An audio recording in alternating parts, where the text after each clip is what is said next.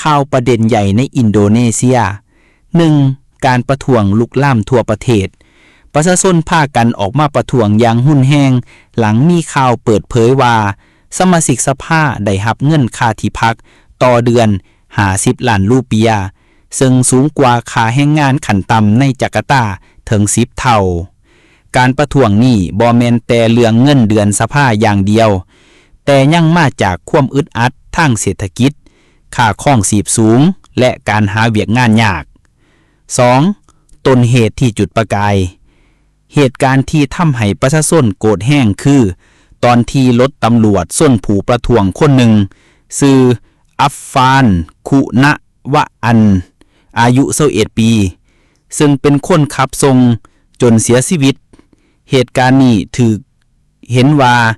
เป็นการใส่ความหุนแรงเกินไปและกลายเป็น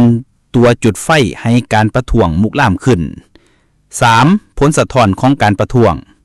จนถึงปัจจุบันมีผู้เสียชีวิตอย่างหน่อย 7-10 คนบาดเจ็บกว่า400ถึง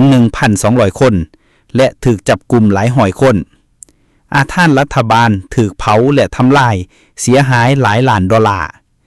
มีผู้สูญหายอย่างหน่อย20 คนตามการรายงานขององค์การสิทธิมนุษย์สหประชาชาติได้ออกคำห้องเฮียนให้มีการสอบสวนอิสระเกี่ยวกับการใส่กำลัง 4. การตอบสนองจากรัฐบาลประธานาธิบดีปราโบโวซูบิออนโต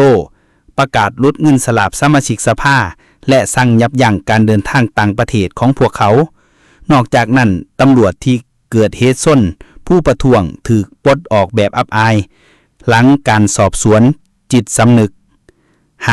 ข่าวอื่นๆที่เกิดขึ้นเคียงคู่อดีตรัฐมนตรีการศึกษาและผู้ร่วมก่อตั้งโกเจกหน้าเดียมมากกะลิม